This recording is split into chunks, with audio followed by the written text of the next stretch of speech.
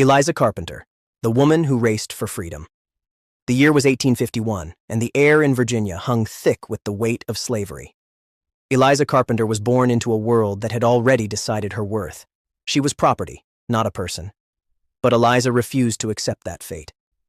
Even as a child, she carried a quiet defiance in her eyes, a spark that would one day ignite a revolution. When the Civil War ended in 1865, Eliza tasted freedom for the first time. She was 14 years old, and the world was suddenly wide open. But freedom didn't mean safety.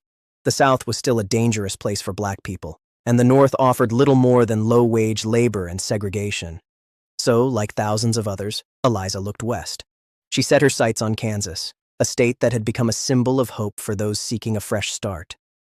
Kansas in the 1870s was a land of promise and peril.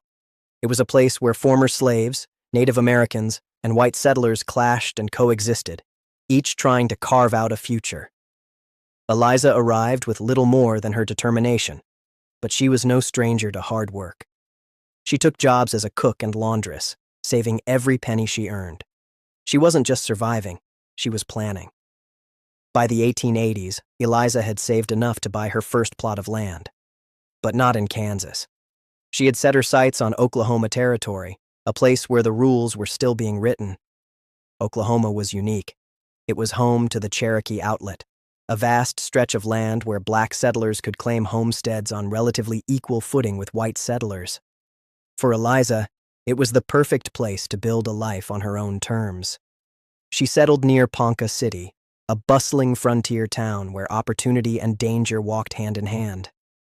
There, she bought land, built a home, and began to dream bigger. Eliza had a gift. She understood horses. In a world where horse racing was the sport of kings and outlaws, she saw an opportunity. But this wasn't just about money. It was about proving a point. The racing world was dominated by white men who believed Black women had no place in the sport. Eliza was determined to change their minds. She began buying, training, and racing horses in the 1890s, a time when Oklahoma's racing scene was exploding in popularity. Her horses were fast, and her strategies were sharp. She raced against white men, and she won. Again and again, she crossed the finish line first, her victories a middle finger to the racism and sexism that tried to hold her back.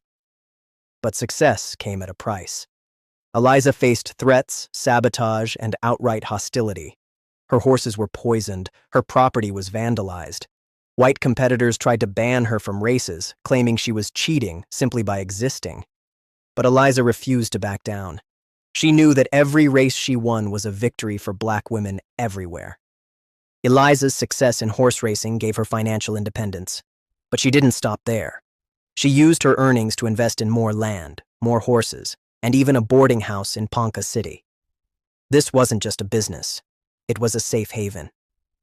In an era when Black travelers were often turned away from white-owned establishments, Eliza's boarding house welcomed them with open arms. It became a gathering place for Black entrepreneurs, cowboys, and families passing through Oklahoma. She also opened a livery stable and a restaurant, creating a one-stop shop for travelers and locals alike. Her businesses thrived, and she became one of the most successful Black women in Oklahoma Territory. But Eliza wasn't just an entrepreneur. She was a community leader. She helped found the Colored Women's Club in Ponca City, an organization that provided education, social services, and support for Black women in the area. Eliza's life wasn't just about triumph. It was also about heartbreak. In 1896, her son, John, was killed in a racially motivated attack. The details are scarce, but the pain is unimaginable. John's death was a reminder of the violence that lurked beneath the surface of the Wild West, a violence that targeted Black bodies with impunity. But Eliza refused to let grief define her. She channeled her pain into her work, her businesses, and her community. She became a mentor to younger Black entrepreneurs, teaching them the lessons she had learned, how to navigate a racist world, how to fight for your dreams, and how to never, ever bow. Eliza wasn't just a businesswoman, she was a fighter. In a time when Black people were routinely denied justice in the courts, she took her battles to the legal system and won. She sued white men for theft and won. She defended her property in court and won. Her legal victories set a precedent for black landowners in Oklahoma, proving that the law could be a tool for justice, even in a system stacked against them. Eliza Carpenter died in 1924, but her story didn't end with her. She left behind a legacy that challenges everything we think we know about the Wild West.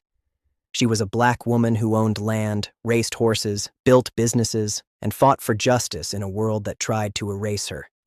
She was a mother who lost her son to racial violence, but refused to let that break her. She was a trailblazer who proved that courage and determination could rewrite the rules of society. Today, Eliza's story is a reminder that history isn't just made by the famous or the powerful. It's made by people like Eliza, ordinary individuals who refuse to accept the limits placed on them. Her life asks us to reconsider what we know about the West, about race, and about gender. It asks us to celebrate the quiet revolutionaries, the ones who changed the world not with fanfare, but with persistence. So the next time you hear about the Wild West, remember Eliza Carpenter. Remember the woman who raced for freedom, built an empire, and refused to be invisible. Remember the woman who showed us that even in the darkest times, there is always a path forward. Thank you for watching. Our goal at Unbound American Stories is to share the amazing stories of those that came before us but have been forgotten over time. We will tell their stories, focusing on not only their accomplishments, but on their lives and challenges they overcame to achieve greatness. If you enjoyed this episode and want to learn about other forgotten American heroes, please like the video and subscribe to the channel. Who should we uncover next? Did we miss an important fact? Did we get something wrong? Do you know more about today's hero that you would like to share? Let us know in the comments. Thank you for watching, and until next time, keep the flame of curiosity alive.